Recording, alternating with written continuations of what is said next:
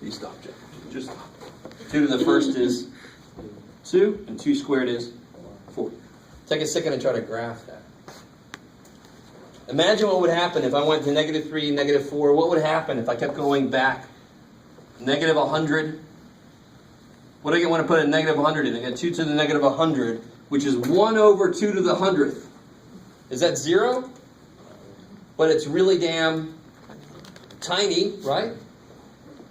So imagine what's happening back there. So go to graph this. Does it never go negative? I like it. Good. You can never raise something to a power and make it 0. So it can't even go 0, let alone negative. Right? So 2, so let me graph this. -2, 1/4. -2, there's 1/2, so there's 1/4. -1 is 1/2. 0 is 1. 1 is 2. And 2 is 4. So this way it's kind of easy. As I move out to 3rd power, 4th power, 5th power, it's just growing like really quick. So in a horror movie, you might hear somebody say, "The monster's growing exponentially." Oh my God. Today, you ever seen the virus ones? Right? Here's a city, and you're like, today it's here, tomorrow it's there, the next day it's the world, oh shit, right? The red zombies, right? So they say it's growing exponentially, it's spreading exponentially. You hear that all the time. And that means it's like small, and it goes, right? 2 to the 10th power is huge. So for this one, we can continue the line and just put an arrow. Yes, definitely. And then this way, the same thing, but it's going to keep getting smaller and smaller and smaller, but never get to 0. Right? It's like half of a half of a half of a half of a half. It's still something. It's still not 0. Does that make sense there? What do you call this when you're really close, but you never quite get there? What do you call that in math? Sounds like an insult to begin with. It's a real asymptote. So, there's a knee slap. So it's it's an asymptote if you get really close to something. You can get as close as you want to, but you can never get there. That's called an asymptote. So if it was 3 to the x, it would look basically the same. You guys kind of with me? It would look the same, except here at 3 to the first would be 3, and 3 to the negative would be 1/3. So it shrinks quicker, and it would grow quicker. But they all have exactly the same kind of form to them. They all look like that. Right? Yes? So what is this graph's asymptote? Is there an actual number for it? Or? Yeah. The asymptote is going to be this, which is y equal to 0. That's this line here. That's the y equals 0 line. Why is it the y equals 0 line? Because if y was anything other than 0, it would be over here, right? This is the y equals 0 line. That's the asymptote of this exponential function. Woo! That's a mouthful. So the basic idea is pretty straightforward, right? All I have to do is plug numbers in and see what they come out. And now you know what the form is. You only have to do a few points to get that form filled in. Any questions on that? That's really all there is in this section, believe it or not. That's why I wanted to get this one in at least. Because there's really not much to this section. The next section would be the interesting one. The next section would be, we've learned this, we then must learn its inverse. Right? That sounds horrible, but let me ask you. The inverse would be related to this idea here. To get 16, what would you put there? 4. Yeah, 2 to the 4th is 16. Was that hard? All right, good. You just did the inverse. Oh, well. We just have to, unfortunately, you weren't around when they came up with the symbol for the inverse, and the symbol they chose was LOG. They could have made the symbol a box. They could have made the symbol something else. It could have been anything. But it's always, when you're presented with a new symbol, what do you care about? You don't care that it's letters. You care what is the question it's asking me. Right? And I wish I could go into it, but I just don't want to do that to you guys. gonna have to hold off. So let's do this. Let's take a little break. I think I'll go ahead and give you guys the answer key for that practice test. Somewhere there's a top to my pen. Let me give you guys this answer key.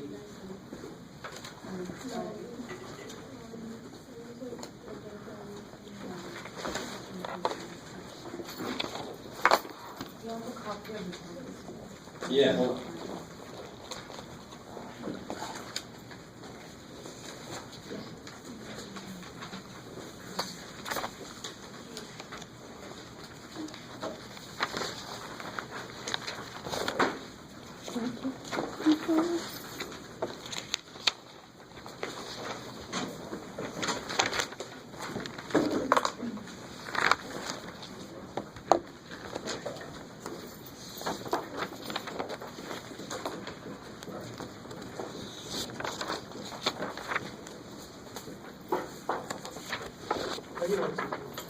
Yeah. This one.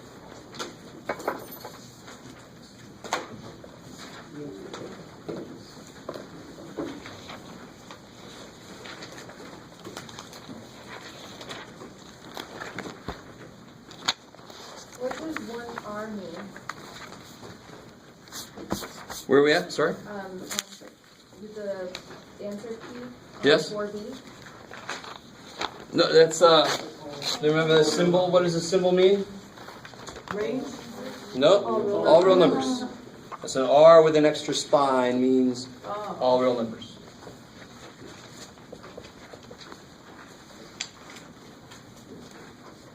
Just a quicker way to say that. And that's because it's cube root, so it could be. Exactly. So that one for B was a cube root. So the cube root has no problems. And the 3x plus 12 has no problems. So it's all real numbers. There's no restrictions on it. So, just to make this really clear. Let's see if I can make it really clear. Definitely all the way through number 9 is going to be on the test. Number 10 will not be. So yeah, I guess it's just number 10. Yep. The only one that won't be on the test will be stuff like number 10.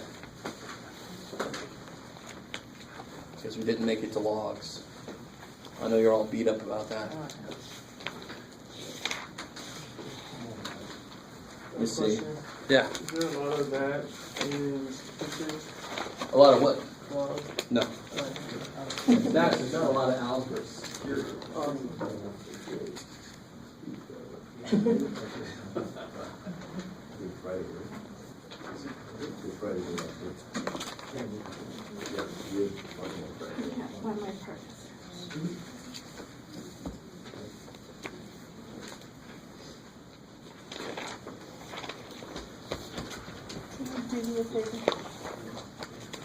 I can't remember how to do a negative exponent. I think Oh. how to do it. So a negative exponent just means flip.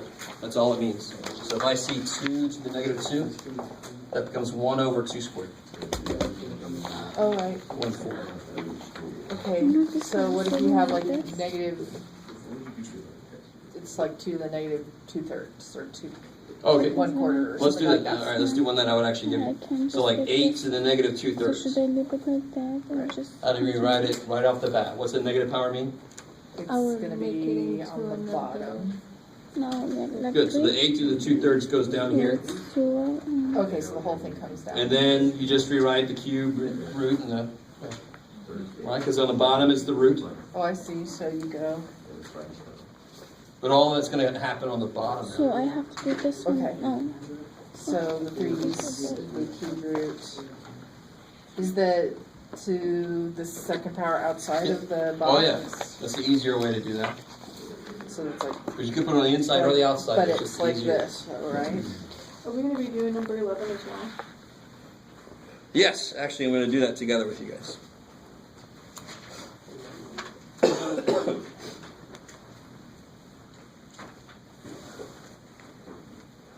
Yeah, number 11 is they give you a graph on page 889, and then I'm asking you, and then they ask you just to graph the inverse. Right, so here's the graph they give you.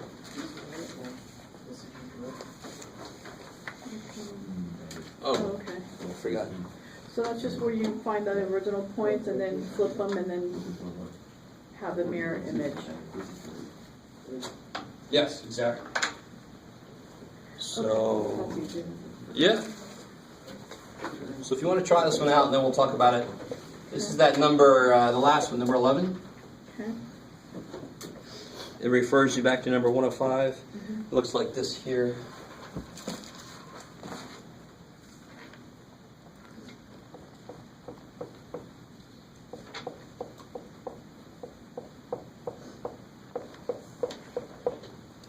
Let's see.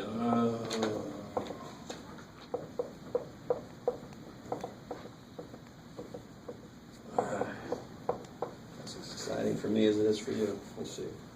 -4, -3. -2, 1. 3, 3, and 5, 6. 3, 3, 5, 6.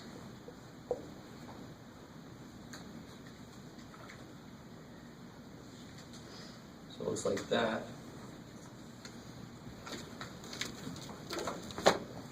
You notice it's always going up, right? It has to, because the minute it levels off or something, then it won't pass the horizontal line test. Or it comes back on itself, then it definitely won't pass the horizontal line test, right? So it's always got to be going up or going down, like I tried first. And you guys go ahead and try that if you want to. That's the very last one. It's not on the answer key. So it's graph the inverse of that.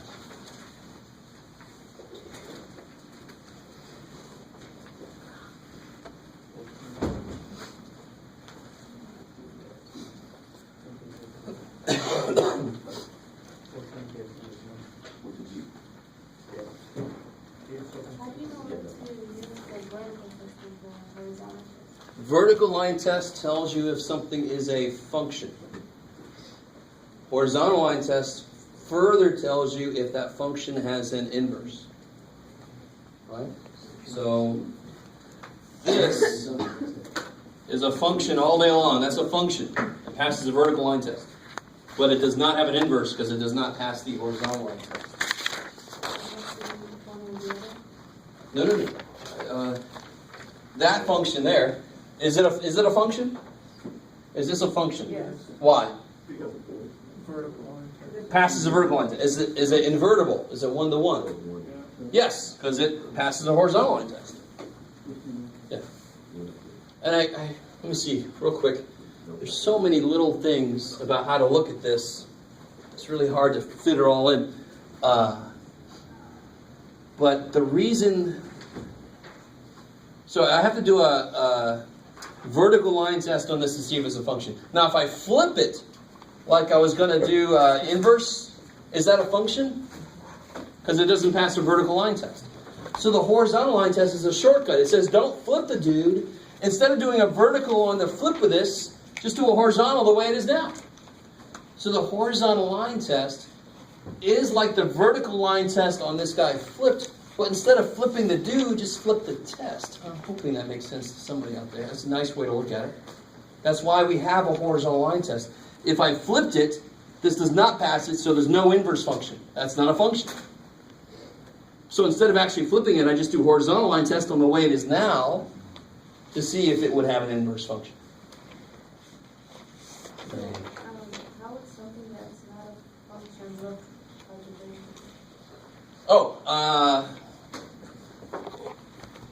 There's one. That's the equation for that. You see how y equals x squared would be that. X equals y squared is that guy. Yeah. So normally it's got a power or something you can't solve for y. That would be something that's not a function. So you said x equals y squared is that, and y equals x squared is that? Y equals this, x squared is this. We know that, right? Right. X equals y squared is that. Oh, I It's see. a sideways parabola. So in your mind, you're switching the x and y, but not the square. Totally. Okay. If I switch everything, it's the same thing. Okay. Just on different sides. Can we grab that? I'm having a hard time graphing that. I could, but that's not really what I'm testing. What's up? Sorry. So can we graph that? All right, let's see. You guys help me out. What does the function itself do? It goes through. It goes through -4.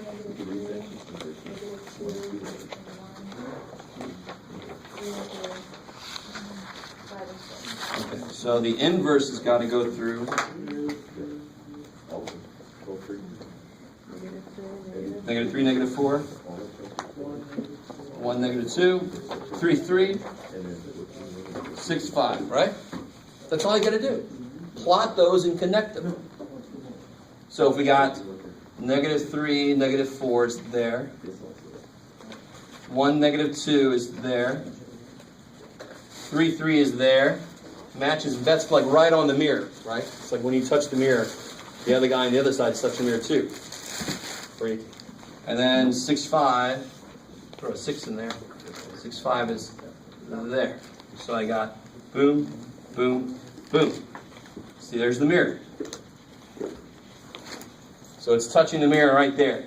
So the reflection is also touching the mirror. So they're together right there. Otherwise, they're apart. You guys see that? So if you graph, normally I'm going to give you the inverse graph on your paper so you can put it right on top. It's really nice because then you can step back and say, does that make sense? Yes, because it's exactly symmetric the way it's supposed to be. So the question test would be, what's the Graph the inverse. inverse? I'll give you the black graph and you graph the inverse. Yeah. I might ask you, why does it have an inverse? And of course, what would the answer be? Why does this black line have an inverse? Passes the horizontal line test. Right? Horizontal line test tells you if there's an inverse. Vertical tells you if it's a function in the first place. Normally, if it doesn't pass the vertical, you know, And screw that it. passes because it only hits one through. Yeah, it only hits, everywhere it only hits once. Okay. Any horizontal line only hits once. So if you're doing that, it would also, just automatically pass horizontally and vertically, right? Oh, well, No. no. No? Okay. Because this one passes the horizontal line test, right? All day long, but it doesn't pass the vertical, right? Okay. So if it doesn't pass the vertical, you don't even worry about it. It's not even a function in the first place. Like, poor little dude, didn't have a chance. Very often, in reality, we do restrict the domain because we know there's the square and the square root are opposites of each other, right? Purely mathematically, no. But you have to restrict the domain, and then yes. And that's why when you solve these problems, you solve a square root problem. What might happen? One of your answers might not be true. Or when you solve a square problem, you take a square root, you got to put plus or minus. The weirdness in the solvings of those equations is because the function is not invertible truly. Does that make sense? I've never actually said that, but I like that's exactly true. The weirdness in solving squared and square root equations is because the square root and squared equations are not invertible truly, right? It's weird how math does that.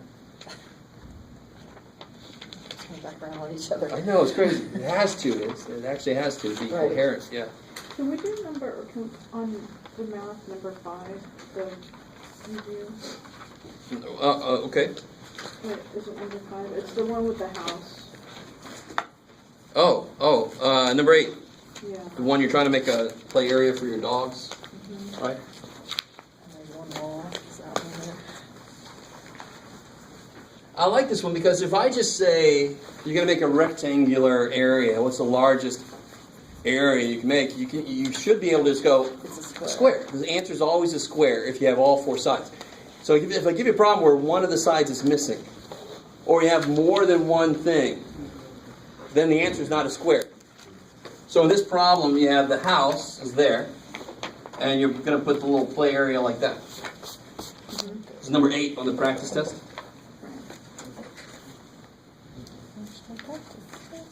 So they tell me that I have 36 feet of fencing.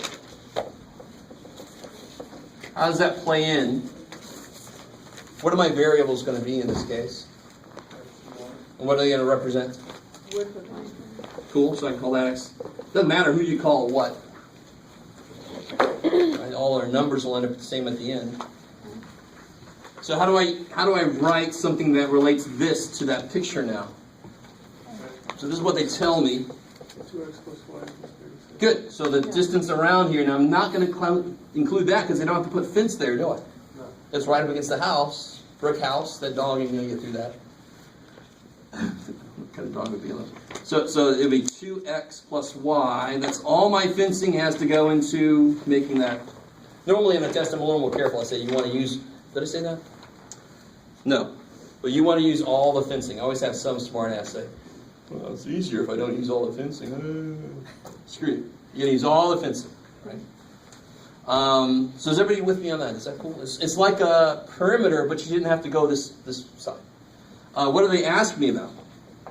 So where's area? Area. What's the area formula for this image? Width times height. Yeah. So x times y.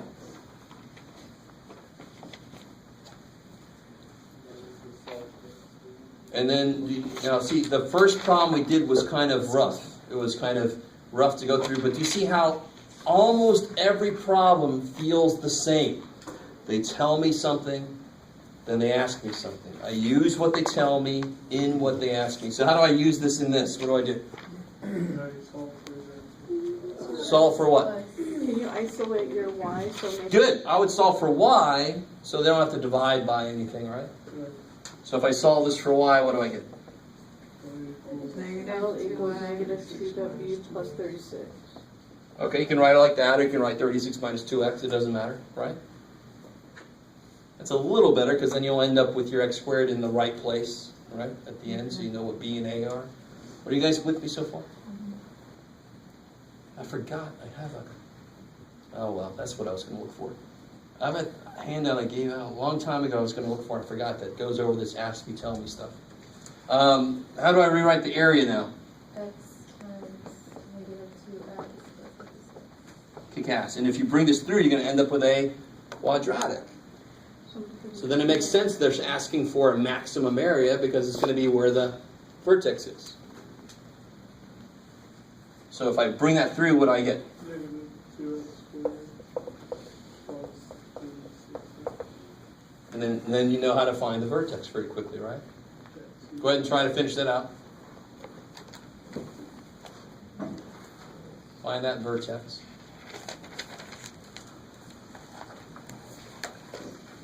And be careful about what I'm asking for.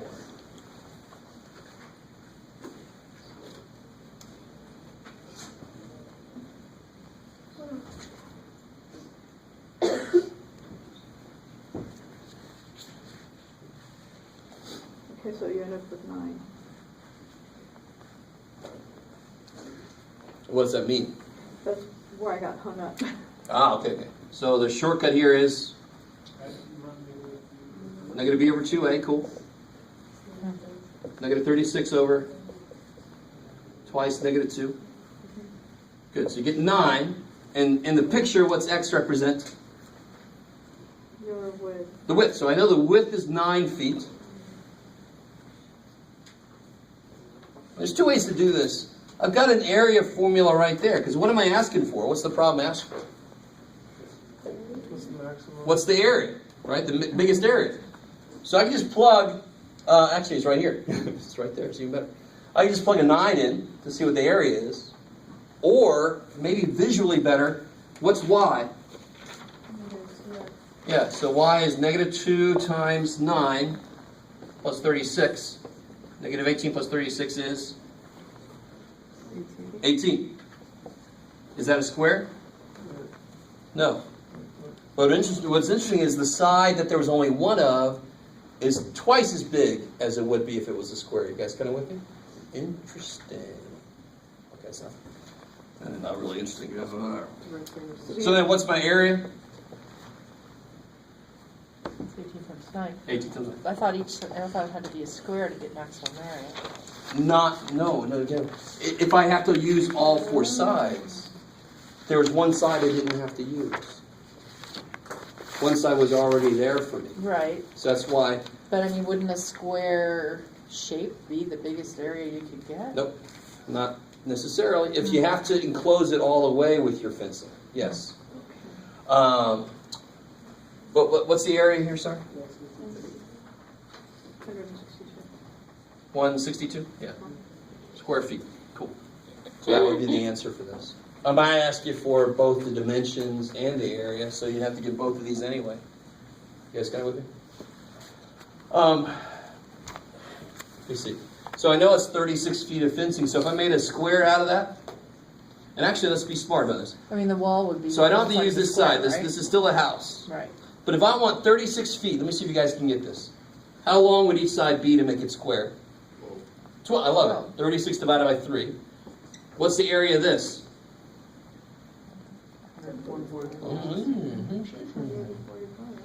How does that work that it's squares? Okay. Because if it's a freestanding, if I have to enclose all 4 sides, part of my fencing has to go into that side. Right, I see. Now that I don't have to worry about one side, that can go here Yeah, okay. to make it still work out. So wait, the answer would be 144? No. If it was This is if square. I made it square. Oh, Math shows me there's a much better way to do it in this case. If I make it 9 by 18, it's actually 162 square feet that I get. But that area would be 144, right? If I try to make it square, it'd be 144 square Okay. feet. That's not the most, is it? No. There's 162 right there. So math saves our ass again, right? Why is the feet squared again? Very. Because what's 18? 18 feet times 9 feet is 162. What's feet times feet? Feet squared. So that's why volume is cubed, because volume would be length times width times height. Foot times foot times foot is foot cubed. Can you Is just cubic use feet. SF for square foot? Sure. I will. Yeah, that's fine. You can use SF for square feet, as long as you show me that you understand it's not just feet. Okay? Because area is all about covering something, and I can't cover something in one dimension. I have to use 2. So little squares could cover something, right? If I want to fill a room, I have to use little cubes to fill the room. Right? And that's one reason why it's squares and cubes for higher dimension stuff.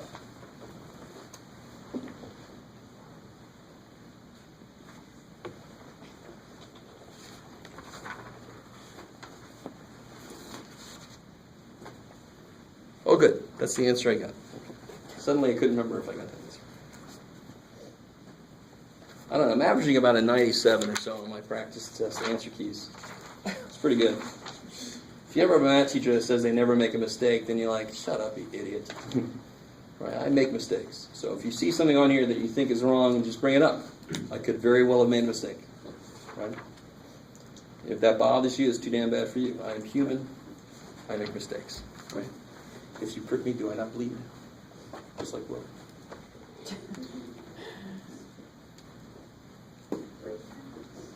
Yeah, it's been break time. Yeah, We it's can been go. break time. Take a break if you want to. Drink.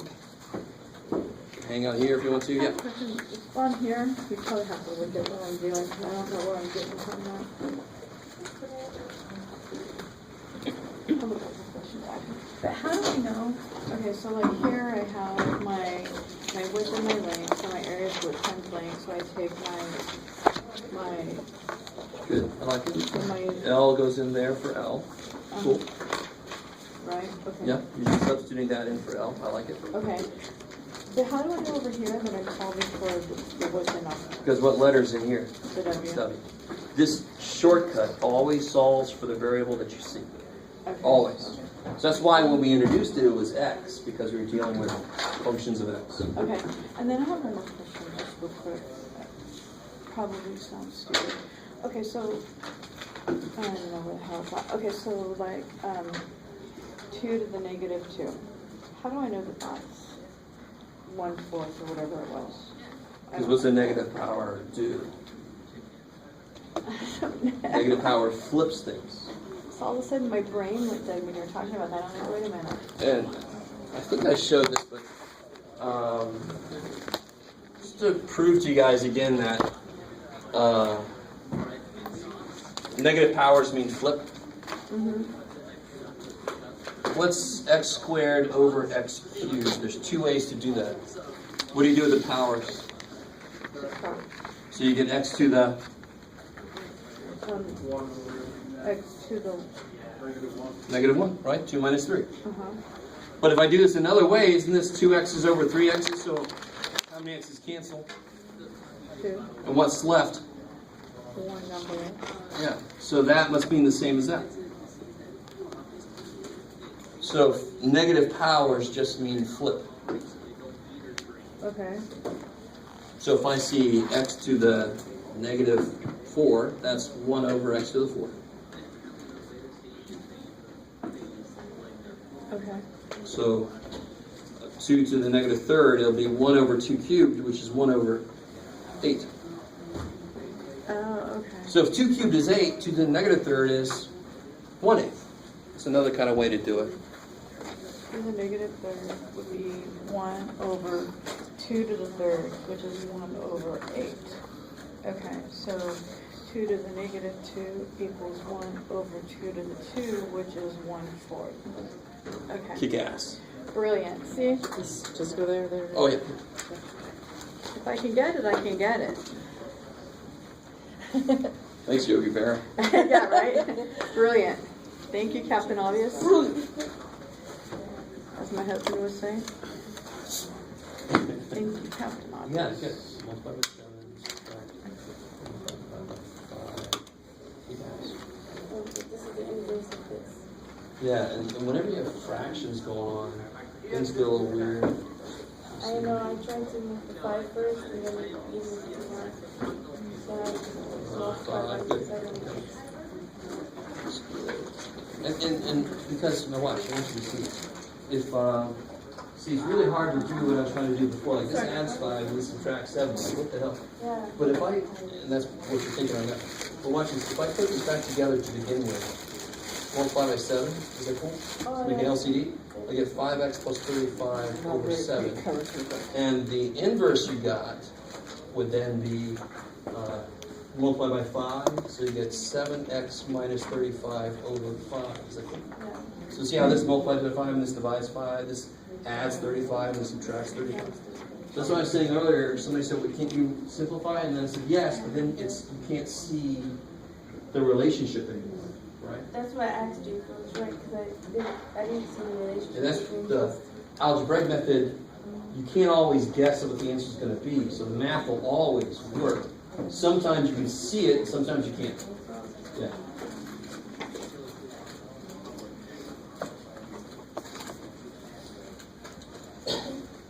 Oh boy.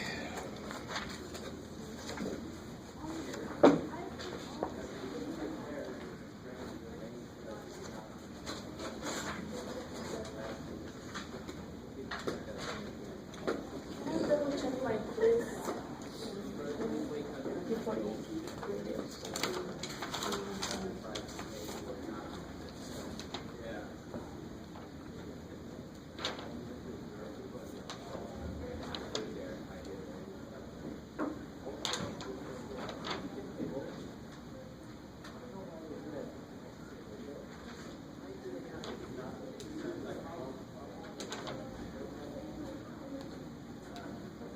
Oh.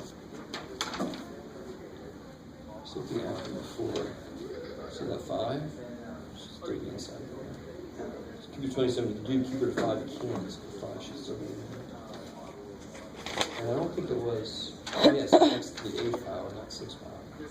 So it's just a little bit harder than that. Yeah, there you go. Okay, so just work on that one. You'll be alright. Cool. That's a good idea.